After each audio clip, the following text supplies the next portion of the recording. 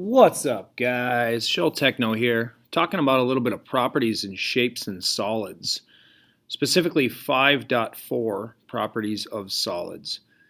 And in order for you to check your work, I'm going to ask that you use Fusion to do so. Before we get there, we should talk a little bit about housekeeping. I've got a number of projects built up now, and you should too. Hopefully you've built a project for each thing you've worked on, like the Puzzle Cube project or your Cams in Motion project. But if you haven't, please do so. You can build a new project here. For this particular activity, you should build a new project that is called Properties of Shapes and Solids. Okay, once you do that, I've got nothing active in here, but I started a new project. I can close this one out. It always defaults to that. And I'm going to create a sketch on a surface. I'm going to hit the C key for a circle, center point circle, and that distance I believe is 1.75 inches for my cylinder. I can jump back to the assignment to check that. Cast iron cylinder, diameter of 1.75 inches, a height of 5.25.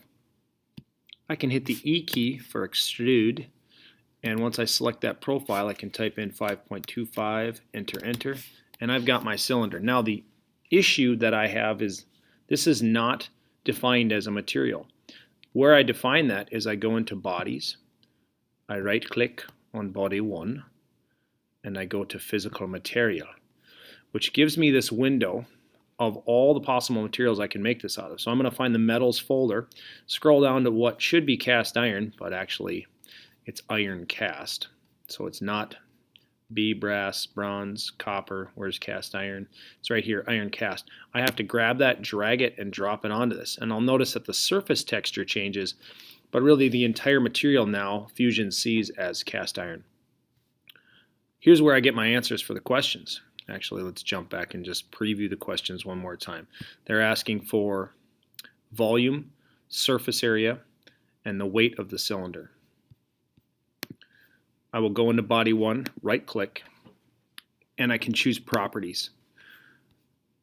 In the properties tab, I find the area, the density, which is given being its cast iron, 4.133 per ounce mass cubed. I can also find the volume of the cylinder, 12.628 cubic inches, and center of mass and this kind of stuff we'll get to later.